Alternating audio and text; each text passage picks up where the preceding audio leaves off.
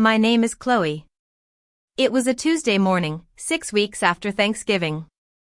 I was sitting in my car outside the dental clinic, sipping my coffee, preparing for the day's first patient when my dad's name lit up my phone screen. 6 weeks of complete silence, no apology, no acknowledgement of what had happened, and now this call. I almost let it go to voicemail, but something made me answer. His voice was tight and strained. "Chloe, why is the mortgage unpaid?" I placed my coffee cup on the dashboard, took a slow breath, and replied calmly, "Ask your golden boy, Ryan." There was a long silence on the other end, and then I hung up. As I walked into the clinic, I saw patient after patient without missing a beat. But inside, I was a mess. It wasn't guilt that churned in my stomach, it was grief. I finally understood that the family I'd been sacrificing for, the family I'd supported for years, had never stopped to consider the real cost to me. Let me rewind a bit. I'm a dentist, and my days are filled with the whir of drills and the concerns of patients. I've been paying my parents' mortgage for the past 3 years, every single month, without fail. My dad, a former construction worker, had a serious accident when I was 28, which left him with a disability. His disability checks barely covered the basic groceries, and my mom, who had always been a stay-at-home mom, hadn't worked in over 15 years. My younger brother, Ryan, was the apple of my parents' eye. He went to an Ivy League university on my parents' savings. After graduation, he landed a high-paying job in investment banking in the city. He bought a luxury apartment downtown and spent his weekends traveling the world with his high-society friends. Despite his financial success, Ryan never once offered to help with the mortgage. Somehow, in my family's unspoken rules, Ryan was the success story, while I was the invisible caretaker. That Thanksgiving, I drove for 3 hours to get to my parents' house. I'd worked long hours all week, especially with the holiday season approaching and patients coming in with last-minute dental issues. But I wanted to be there for the family, so I brought a homemade apple pie and a bottle of fine wine. When I arrived, the house smelled like roasted turkey and my mom's vanilla-scented candles. For a brief moment, standing at the door, I allowed myself to hope it would be a good day. Ryan was already there, holding court at the dining table, regaling everyone with stories of his latest trip to the Maldives. My dad was sitting there, beaming with pride, nodding along as Ryan talked. I placed my pie on the counter, greeted everyone, and sat down. At first, things were okay. It was that neutral kind of interaction you get at family gatherings when people are trying to be on their best behavior. Then, my mom started talking about money. It began with a small comment about the need to replace the old boiler. I said I'd look into it after the holidays. I thought that would be the end of it.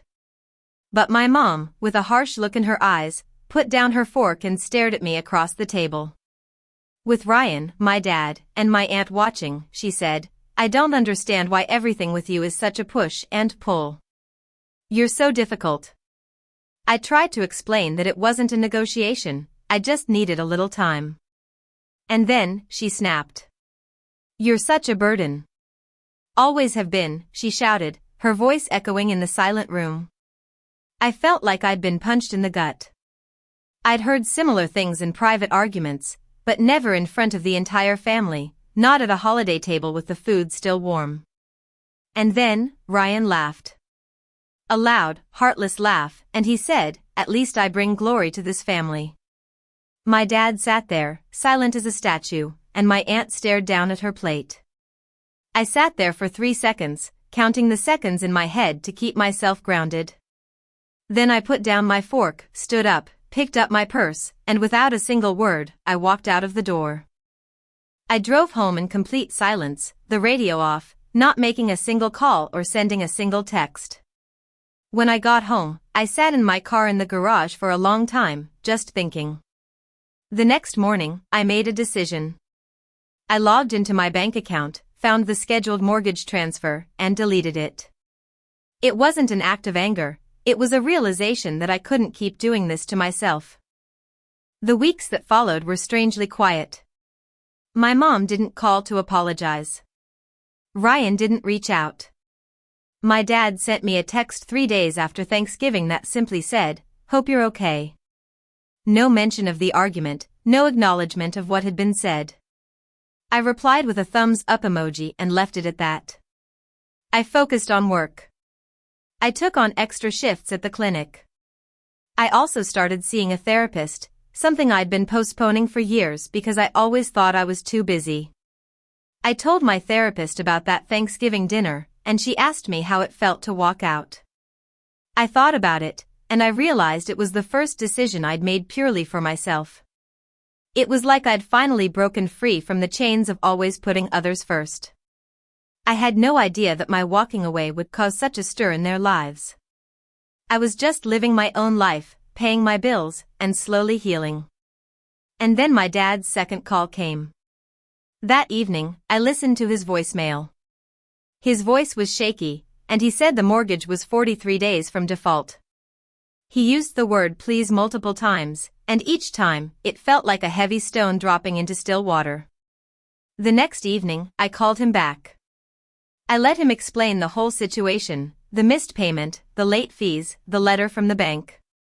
He said, "Your mom and I are really worried," but he didn't apologize for what my mom had said, and he didn't mention if Ryan was going to step up. It was as if he was just talking to a financial advisor, ignoring all the emotional pain.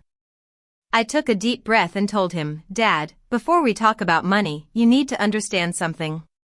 I drove for 3 hours, exhausted from work, with a homemade pie in my hand, just to be called a burden in front of everyone. Ryan laughed, "And you sat there and said nothing. For 6 weeks, you've said nothing.